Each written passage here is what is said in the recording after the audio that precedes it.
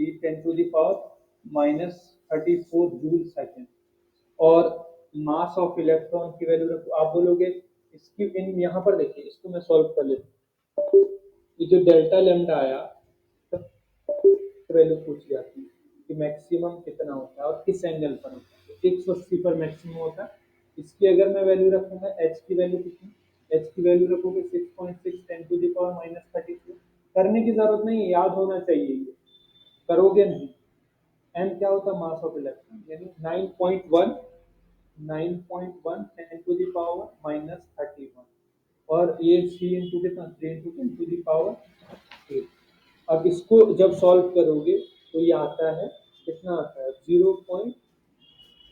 कितना आता है, 0. ये आ जाता है आपके पास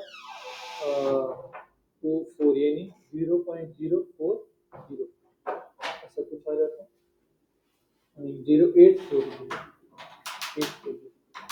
0.084। तो आप इसको इतना ध्यान रखोगे।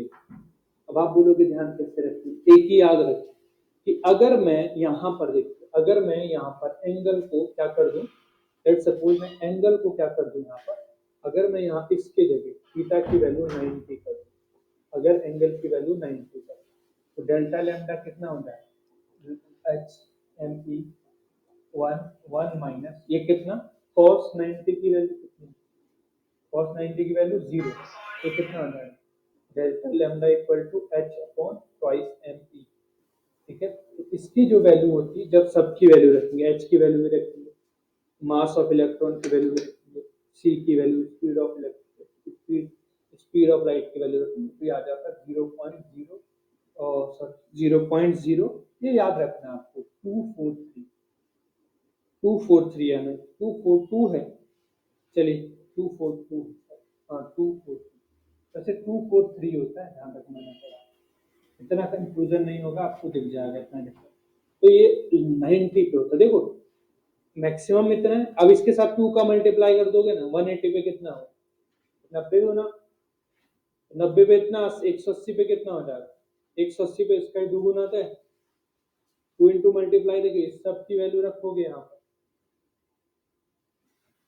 चलिए अगर इसको कंफ्यूजन है, एक काम करिए, ऊपर जब आपने वैल्यू रख दी, यहाँ पर करिए 2 इंटू क्या, कितनी है इसकी वैल्यू, क्या ये आपके पास 0.024 एंगल।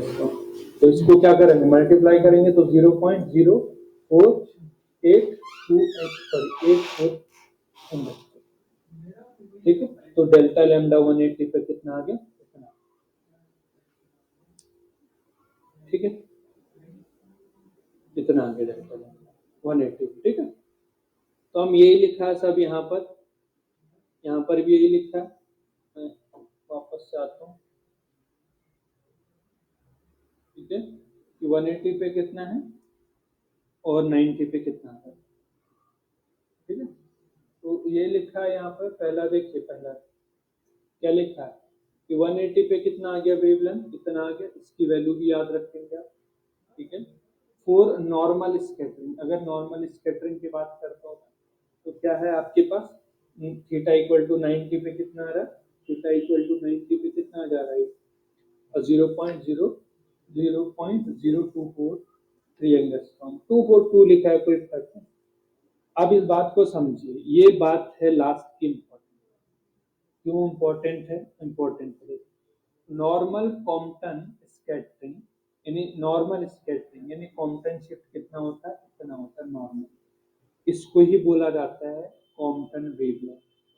तो दो अलग अलग चीजें, इसको बोलते हैं कॉम्पटन शिफ्ट अलग है, जो कि कितना है, ये है Compton wavelength lambda C equal to H upon M E c, यानी मास ऑफ टारगेट, टारगेट क्या लिया, इलेक्ट्रॉन, तो कितना है, इतना। इलेक्ट्रॉन के लिए अगर पूछा जाए आपसे कि क्या है आपके पास, क्वांटम वेवलेंथ कितनी होती है, तो ये होती है। अब हो सकता है कि आप प्रोटॉन लेंगे, हो सकता ना, टारगेट प्रोटॉन ले लिया तो क्वांटम क्या हो जाएगा, 4 प्रोटॉन,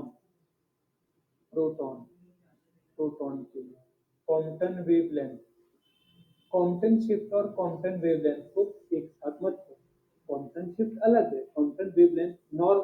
अब आप ये बोल सकते हैं कि नॉर्मल स्कैटरिंग पे जो कॉम्पटन शिफ्ट, जो कॉम्पटन क्या है आपके पास, जो कॉम्पटन शिफ्ट है वो कॉम्पटन वेवलेंथ है। तो शिफ्ट का मतलब लैम्डा का डिफरेंस, कॉम्पटन वेवलेंथ मतलब एक वेवलेंथ है, ठीक है। तो कहाँ पर आता है कॉम्पटन शिफ्ट, कहाँ पर कॉम्पटन वेवलेंथ बन जाता है 90 पर, ठीक है।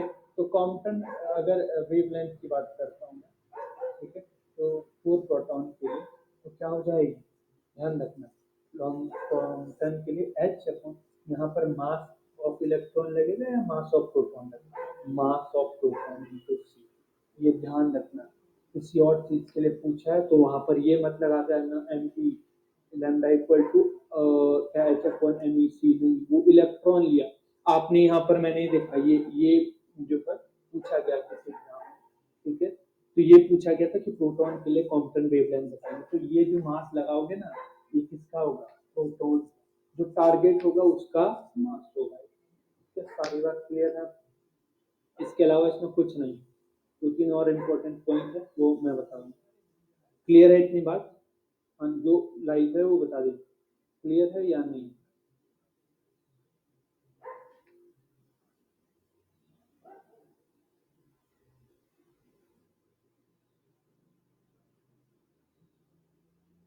जल्दी बता दीजिए, इतना टाइम नहीं लगाना चाहिए।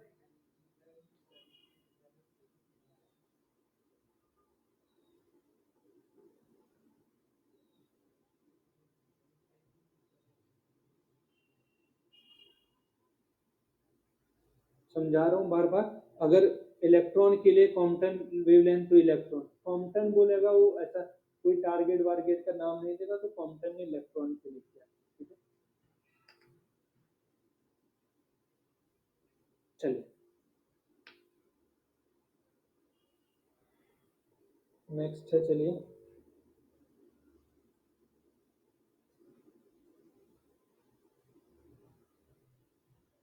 ये 2 पॉइंट और बच गए जो आपको आने चाहिए, मैं यहाँ पर इसको जूम करके लिख दूँ, समझा क्या इंपॉर्टेंट पॉइंट है। पहला पॉइंट, यही सारे इंपॉर्टेंट है। पहला पॉइंट क्या है, provide direct confirmation of particle nature of radiation, जो पहले लिखवा सकते हो। क्वांटम वेवलेंथ क्या करता है, रेडिएशन के पार्टिकल नेचर को का डायरेक्ट कंफर्मेशन देता है।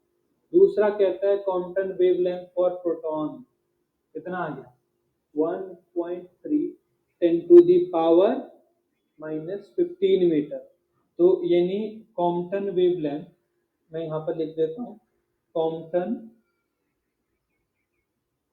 Wavelength, Compton wavelength for proton, proton तो कितना है, Compton wavelength lambda C equal to H upon M E. So M E नहीं होगा, ये गलती नहीं करना आप, क्या होगा एम पी सी, ये रखोगे 6.6 10 to the power -34। Mass of proton कितना होता है, कितना होता है 6.27 10 to the power -27। Mass of proton रख दोगे ना, फर्मी मतलब कितना होता है, वन फर्मी जो है, फर्मी कितना होता है 10 टू दी पावर -15 मीटर पर।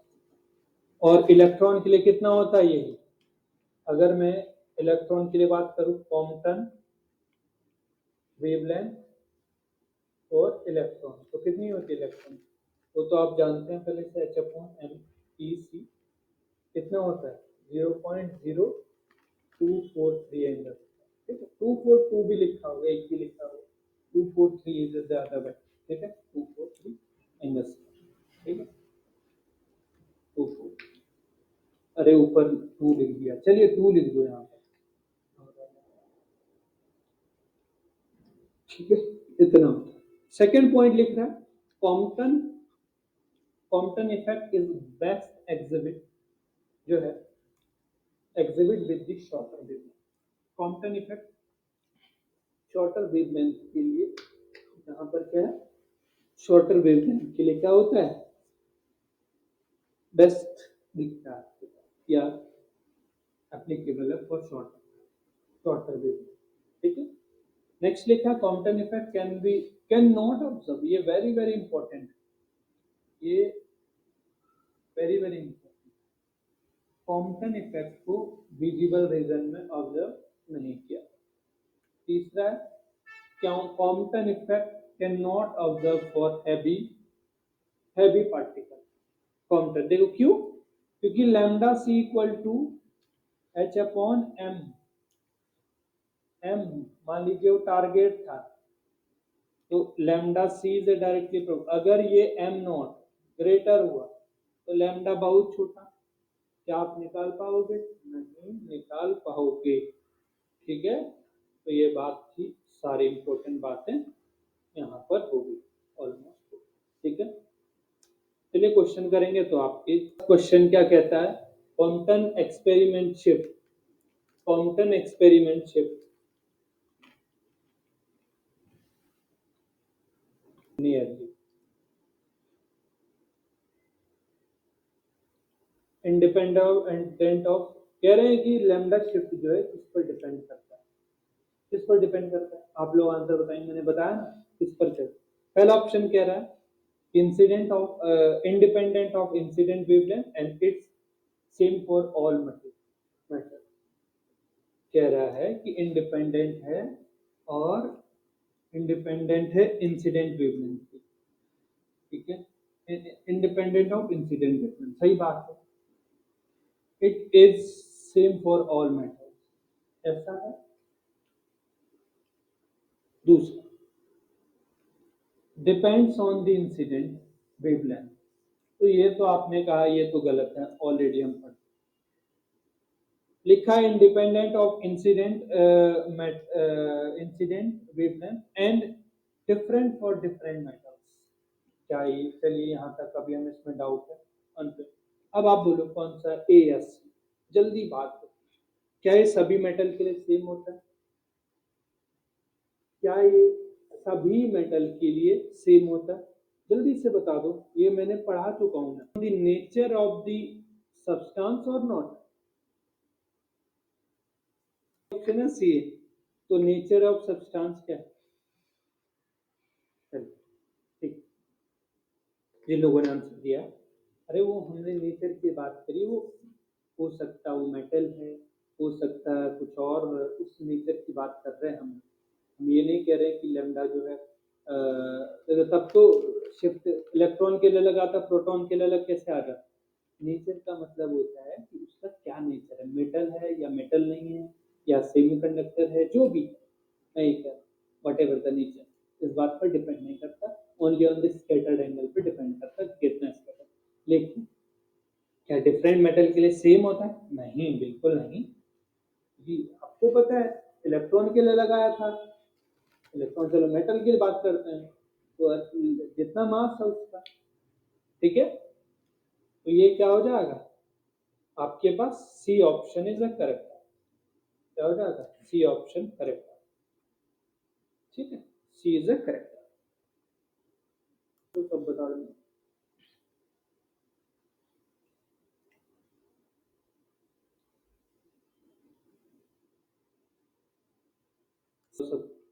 कॉम्पटन प्रभाव निम्न में किसके बारे में सूचना देता है?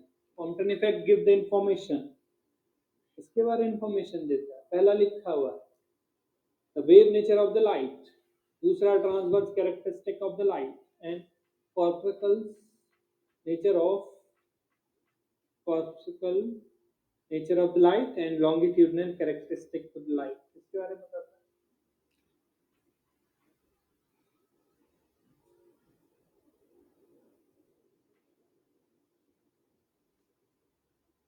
चलिए बहुत बड़ी, ठीक है, इसके बारे में बता। अरे प्रकाश की कणिकाओं के सिद्धांत की बताता ना, लेकिन लाइट के पास direct confirmation of the particle nature of the radiation, वही तो है रेडिएशन, मतलब लाइट प्रकाश, पार्टिकल नेचर मतलब कणिका का सिद्धांत। ठीक है, कणों कणिकाएं, ठीक है, ये नहीं, ठीक है, सी इज द करेक्ट ऑप्शन। ठीक है, चलो नेक्स्ट। एक मैं क्वेश्चन कहीं पढ़ रहा था, क्वांटम शिफ्ट आई थिंक आपके लास्ट टाइम के एग्जाम में नहीं आया। चलिए इसको इसका बताइए जल्दी से मुझे कितना होता है, मैं तब तक आपका चेक करता हूँ।